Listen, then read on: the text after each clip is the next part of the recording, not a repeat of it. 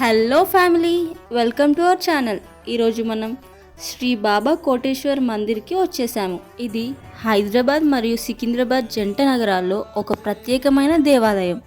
ఈ ఆలయం మిలిటరీ వాళ్ళ ఆధ్వర్యంలో ఉంటుంది. లోపలికి ఎంటర్ అవ్వాలంటే ఏదో ఒక ఐడి ప్రూఫ్ ఖచ్చితంగా ఉండాలి. ఎంట్రన్స్ నుండి లోపల టెంపుల్ వరకు 1 కిలోమీటర్ డిస్టెన్స్ ఉంటుంది. బైక్ పైన రావాలనుకున్న వాళ్ళు కంపల్సరీగా హెల్మెట్ క్యారీ చేయాలి.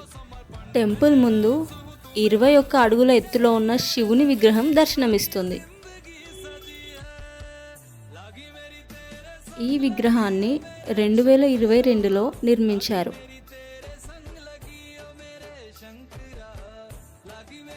ఈ టెంపుల్ ఒక కొండపై ఉంది.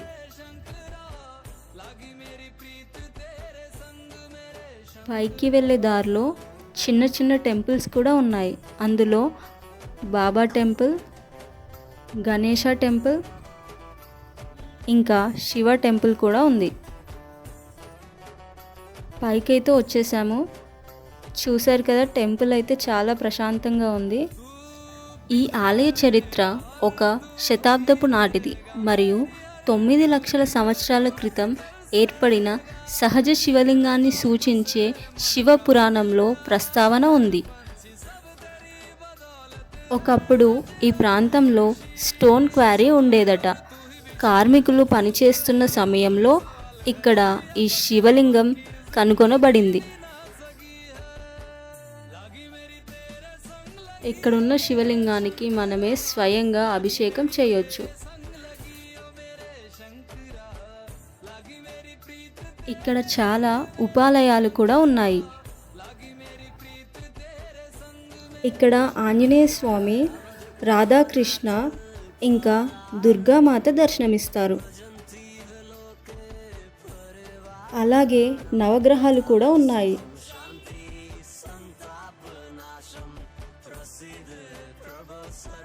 ఈ ఆలయంలో మనకి ఎటు చూసిన గంటలే కనిపిస్తున్నాయి.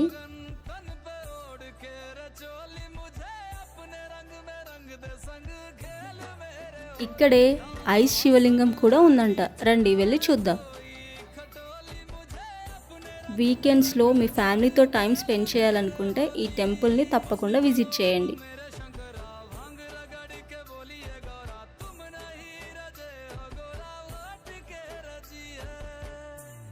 ఈ గుహలోనే ఐస్ శివలింగం ఉందంట. ఈ టెంపుల్కి వచ్చినప్పటి నుండి చూస్తున్నామండి. ఇక్కడైతే ఒక్క అయ్యగారు కూడా లేరు.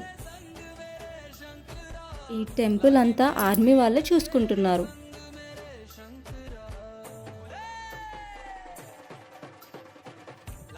చూశారు కదా, ఐస్ శివలింగం చూడడానికి చాలా బాగుంది.